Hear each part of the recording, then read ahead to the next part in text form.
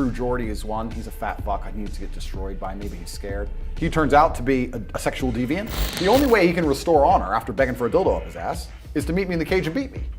Because then he gets to say I beat up Andrew Tate and he can stop being a dildo lover. But if he refuses to do that, then he can stay a dildo lover for the rest of his fucking human years and just hide from me. But if he wants to fight me, I will meet him in the cage any day of the fucking week. Bare knuckle, twice on a Sunday. And then he can go from a dildo lover to a dildo lover with a broken face, because I will fucking annihilate him. So I've flown all the way from London to Dubai to challenge Andrew Tate. But before we go into this, make sure you like this video, subscribe to the channel and turn the notification bell on. So round 3 is a bit more lighthearted. It's, would you fight? Would I fight? Yeah, well, that's what's coming. Right, let's go. Before, I've got 5 people I want to ask you about, but before we do, what do you think of the plethora, the growth of all these YouTubers who are now getting into celebrity fighting, KSI, Jake Paul, Logan Paul? What do you think of this movement? I think it's a really good thing. I think it's the old-fashioned way, a straightener, you know? Instead of making stupid YouTube videos at each other all day long, insulting each other back and forth like girls, they're saying, meet me on this day and time and fight. I respect that. That's how I was raised. That was my career. Anyone I had a problem with, I fought, and the better man walked out as a winner.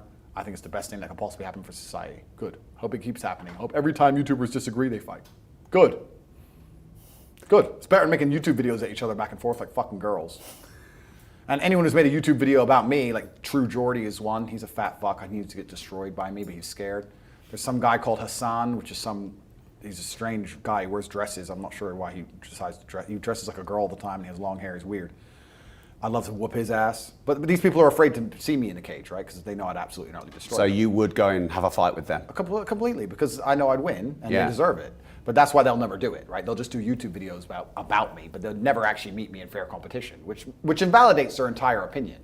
Yeah. Right? So if someone goes, I disagree with Andrew, but I'm scared to ever see Andrew. Well, then who gives a fuck what you think? You're all pussies. So they're all cowards. All of my enemies are cowards.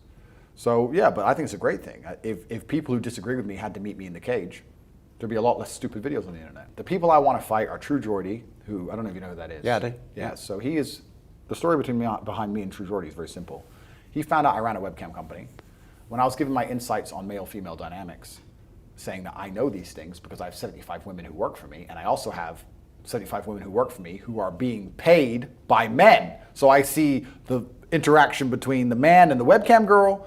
I get to hear about the interaction between the man and his wife, who he doesn't fuck. And then there's the interaction between me and my webcam girls. So it's like a hierarchy of every single level. So I understand all of it. So when I was saying this, he did a takedown video on me saying that I only know whores and every girl who works for me is a slut, and that I'm a pimp and all this crazy shit. And I did a reply video saying, listen, some of the girls who work for me are happily married. I think it's very unfair to judge 75 people you've never met and call them all whores and sluts, especially to sit there, he's a bit fat, to sit there like aggressively screaming at camera that these girls are whores. You don't even know them. He seemed very angry. And my brother said, he's way too angry at these girls. Why does he hate these webcam girls so bad? Turns out, a few months later, some messages leaked between him and a webcam girl. That's where his hatred came from. And the messages are him begging to be dominated. He wanted a dildo up his ass. He wanted her to cheat on him. He wanted to worship her, all these crazy shit. And it's all there with his name on it. So then I did another video saying, oh, so it's obviously clear why you had a problem with the girls who work for me, because you're begging them to dildo you and they're saying, you know, it costs this much and I guess you want it for free. I don't know. He had a deep hatred for women. And I identified that. He obviously shut up after that a little bit. He went away, he came back.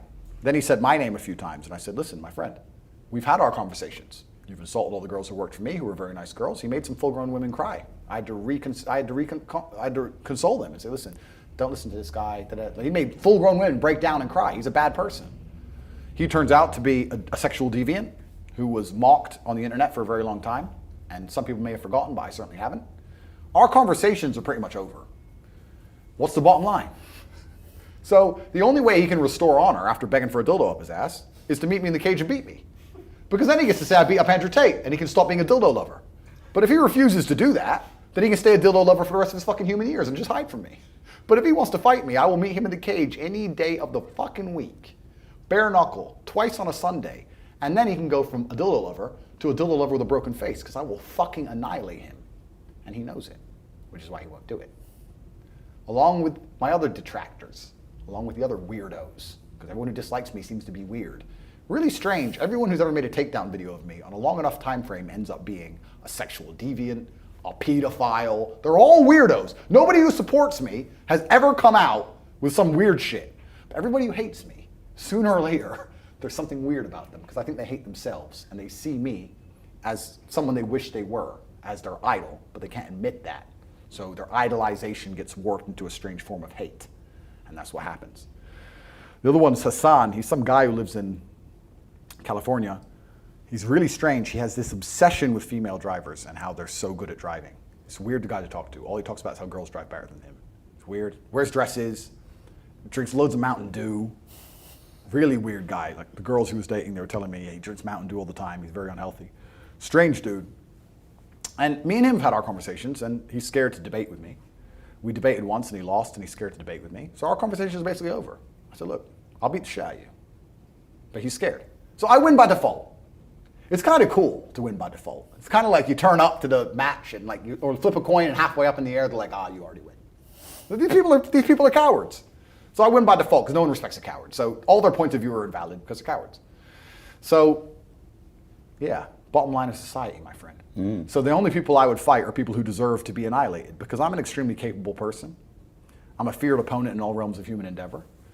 And being in a cage with me, locked inside when I have a personal vendetta against you, is probably one of the worst human experiences a man can go through. I will hurt these people.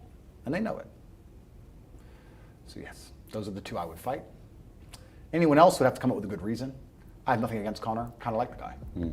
So it'd have to be a good reason. Let's put it that way.